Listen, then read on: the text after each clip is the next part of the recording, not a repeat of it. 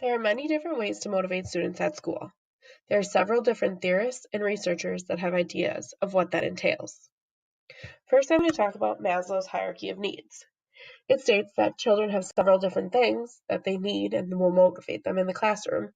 It has basic needs at the bottom and more self-fulfilling needs at the top. You must start at the bottom of the pyramid and make your way up. First, it comes physiological needs, which includes food, water, and shelter.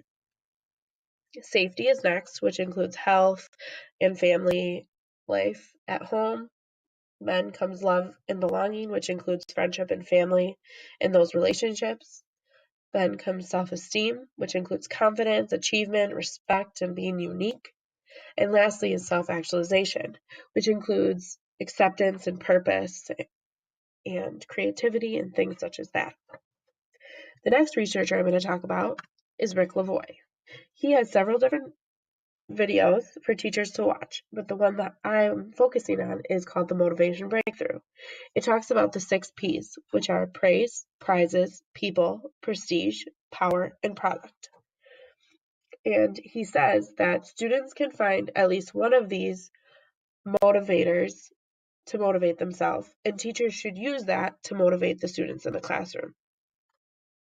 Differentiating instruction kind of follows along with this kind of idea, because what motivates one student does not always motivate the other, which goes along with Howard Gardner's 8 multiple intelligences, because how one student learns may not be how another student learns.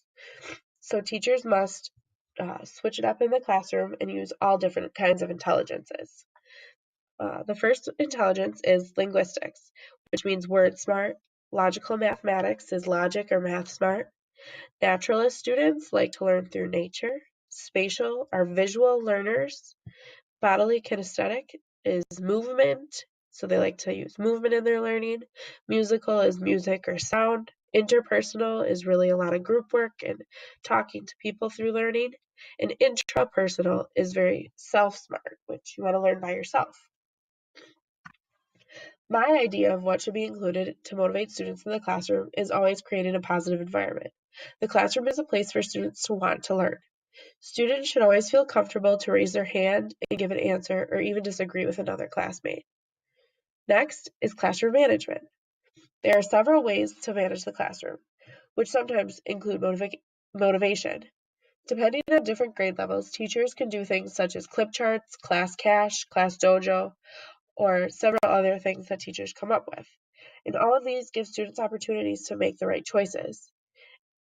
And each one of these has their own rewards or consequences, depending on what choices the student makes. Lastly, building relationships in the classroom is so important because it shows students that you care.